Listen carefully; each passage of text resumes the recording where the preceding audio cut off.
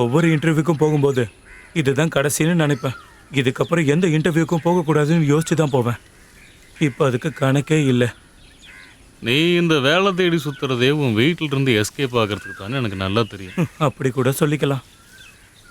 இப்போ பிரச்சனை என்ன? சோஃபியை கூட்டிட்டு நீ கோயிலுக்கு போனங்கிறது தானே? உங்களுக்கு தான் தெரியுமே என்ன ஆச்சுன்னு. ஆனால் சோஃபியை கூப்பிட்டு போனதுக்கப்புறம் உங்ககிட்ட சில மாற்றங்கள் தெரியுதுப்பா. சே சும்மா இருங்கண்ணே, நீங்கள் வேற. சொல்லி முடிக்கிறதுக்குள்ள யார் வந்திருக்க பாத்தியா? உன்னோட சோஃபி தான்.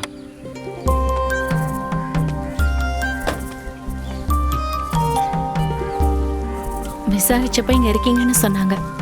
இன்னும் இந்த ஊர்ல உங்களுக்கு என்ன இடம்லாம் காமிக்கலாம்னு நாங்க டிஸ்கஸ் பண்ணிட்டு இருந்தோம் இல்லடா. அது சரி. அந்த மலை பின்னாடி ஒரு ஏன்ஷியன்ட் டெம்பிள் இருக்குன்னு யாரோ சொன்னாங்க. அங்க கூட்டிட்டு போறீங்களா? என்னாச்சு? இல்ல, மற்ற மதத்துக்காரவங்கள கோயிலுக்கு கூட்டிட்டு போனதுக்கே வீட்டுல பிரச்சனை ஆயிடுச்சு. அவன் அந்த டென்ஷன்ல தான் இருக்கான்.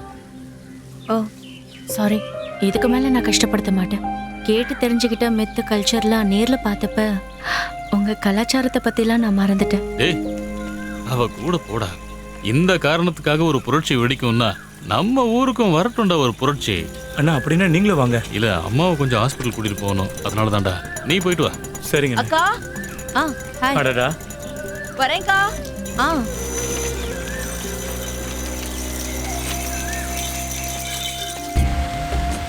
அப்பா அண்ணன் பண்றத பாரு. அந்த பையன் செம ஸ்மார்ட்ல. அட பாத்தியா அண்ணன் எப்படி பண்றான்ல, சூப்பர். எதுக்கும் ஒரு போட்டோ சரி எடுத்துறேன். எடுத்துக்கோ. அம்மாக்கு ஒரு உமா கொடு பார்க்கலாம். எங்க கூட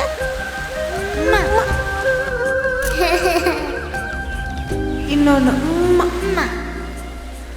ஆடி செகப்பி, எங்க போனோம்?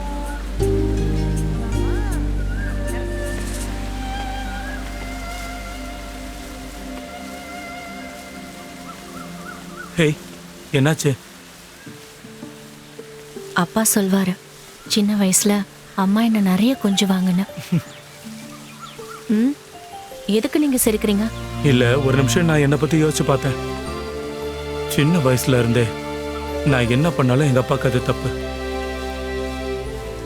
உண்மையை சொல்லணும்னா உன்னோட செலவு பண்ற நிமிஷங்கள் எனக்கு எவ்வளவு சந்தோஷத்தை தருதுன்னு தெரியுமா? நீங்க என்ன சொல்றீங்க ஆதவன்? நம்ம பார்த்துக்கிட்டு இருக்கிறது உலகம் இல்லை. யாரும் மனுஷியை நம்மளால படிக்க முடியாது. நான் சொல்ல தயங்குனதும் அதுதான். நீ என் கூட இருக்கிறப்ப நான் ஃபீல் பண்ற பாதுகாப்பு இருக்க பாத்தியா? நமக்குன்னு ஒரு துணை இருக்குன்னு தோணுது.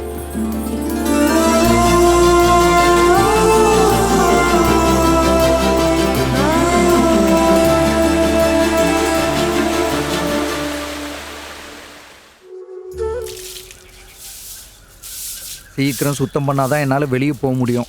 கதை என்ன நிஜம் என்னன்னு தெரியாம அந்த சூர்யா நம்பூதிரியோட நிச்சயம் பண்ண போறீங்க தானே? அதுக்காகலாம் அவசரப்பட்டு நீங்க அங்க போகாதீங்க. ஐயோ, என்னம்மா தண்ணி எடுத்து கொடுத்த?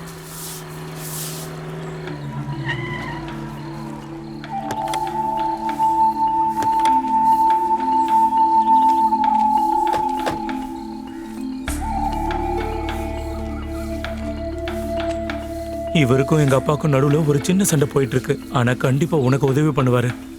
நீ என்ன அறிமுகப்படுத்தினா மட்டும் போதும், மத்ததெல்லாம் நான் பாத்துக்கிறேன். ஓஹோ, அப்ப இங்க இருக்கிற எல்லாரையும் உன் கைக்குள்ள மடக்கி போட்டுக்குதான் நீங்க வந்திருக்க, அப்படிதானே? வாய் மூடு. ஆஹா, யார் வந்திருக்கா? அட, நீ இன்னும் போகலையா? அட்மிஷன் கிடைச்சிச்சு பட்டாபிராம்ல. 2 வாரத்துக்கு அப்புறம் தான் கிளாஸ். அப்படியா? உட்காருங்க. ஸ்டீஃபனுடைய பொண்ணுன்னு தெரியும். உன் பேர் என்னம்மா? சோஃபியா. உனக்கு யாருன்னு தெரியுமாமா? உங்களுக்கு தெரியாதுன்னா யாருக்கும் தெரியாதுன்னு அர்த்தமா? எல்லாரையும் எனக்கு தெரியும். அதர்வ வேதங்களை பத்தி சில சந்தேகங்களை உங்ககிட்ட கேட்டு தெரிஞ்சுக்கதான் சோஃபியா வந்திருக்காங்க.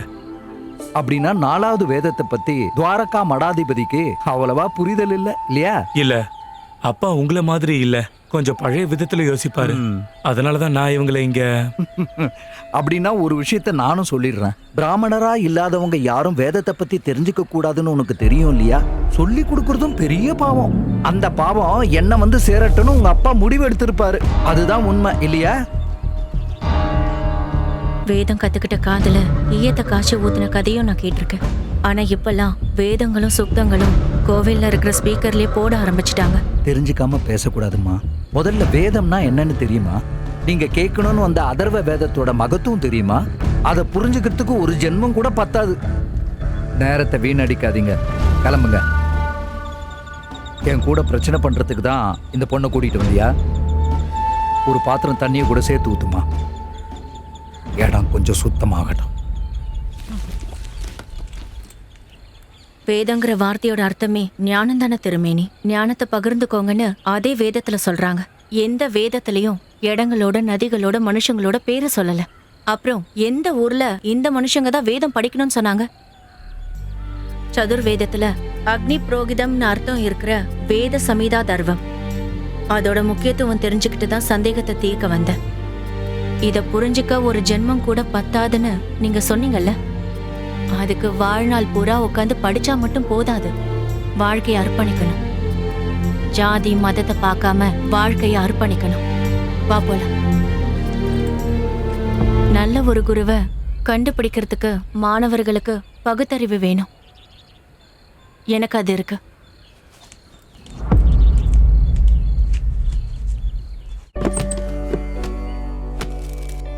என்னப்பா பூஜா ஜபம்லாம் பண்ணலாம்னு முடிவு எடுத்துட்டீங்களா? வழக்கத்துக்கு மாற இங்க வந்திருக்கீங்க. அது சோஃபியாக்கு அதர்வ வேதத்துல சந்தேகம் இருக்கான். அதை தீக்கிறதுக்கு தான். அந்த பொண்ணு நல்ல விவரமான பொண்ணா இருக்காங்க. நேத்து பூஜை பொருட்களை எடுக்கிறதுக்காக ஆத்து பக்கமா போனப்போ இது கந்தர்வ பூஜைக்கான கஸ்தூரி விதைதானன்னு என்கிட்ட கேக்குறாங்கப்பா. நான் அப்படியே அசந்து போயிட்டேன். இங்க என்னடா உனக்கு வேலை? நான் அதர்வ வேதத்தை கொஞ்சம் பார்க்கலான்னு. தொட்டேன்னு வச்சுக்கோ, அதை தொட்டு தீட்டாக்கிடாத. எனக்கு ஒரு சந்தேகம், அதனாலதான். சந்தேகம் உனக்கா இல்ல அந்த இளந்தூர் அப்பனக்கா? எனக்கு எதுவும் தெரிய வராதுன்னு நினைச்சிட்டு இருக்கியா? இங்க இருக்கிற வேதங்களை கொண்டு போய் கொடுத்தா என்ன தருவான் அந்த ஆள் உனக்கு? அப்பா என்னப்பா இப்படி பேசுறீங்க? அந்த பொண்ணு சந்தேகம் இருக்குன்னு கேட்டதுனாலதான் நான் அதை தெரிஞ்சுக்கலான்னு எடுத்தேன். ரொம்ப நல்லா இருக்கு. வெளியே போடா. வரமா அறைய பூட்டி சாவியை கொண்டு வந்து கொடு. சரி.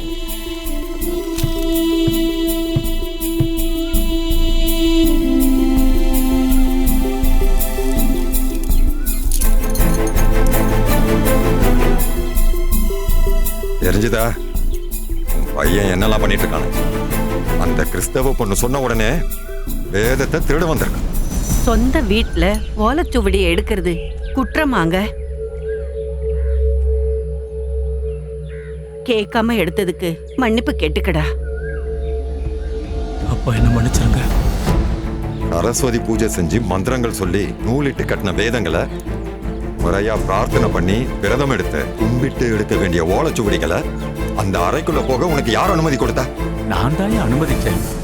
சின்னவருக்கு அதுக்குள்ள ஏறதுக்கான அனுமதி இருக்குல்ல? இல்ல, இவனுக்குன்னு இல்ல, எல்லாருக்கும் சேர்த்து சொல்றேன். அதுக்கான அருகதையா அவன் இழந்துட்டான்னு வச்சுக்கோங்க. என் தாந்திரிக கலாச்சாரமும் சொத்தும் எல்லாமே என் பரம்பரையை காப்பாத்துற பையனுக்கு மட்டும்தான் சொந்தம். என்னை எதிர்த்துக்கிட்டு நிக்கிற ஒருத்தனுக்கு இது எதையுமே நான் கொடுக்க மாட்டேன். இவனுக்கு எப்படி கொடுக்க மாட்டேன்னு சொல்லுவீங்க? நல்லா இருக்குது. வீட்டுக்குள்ள இருக்கிற பொம்பளைங்க எல்லாம் அதிகாரத்தை பத்தி பேச ஆரம்பிச்சிட்டீங்க. சொத்தும் பதவியும் நான் செத்ததுக்கு அப்புறம் எடுக்கலாம்னு நினைச்சிருப்பான். கிடைக்காது, அது கிடைக்காது.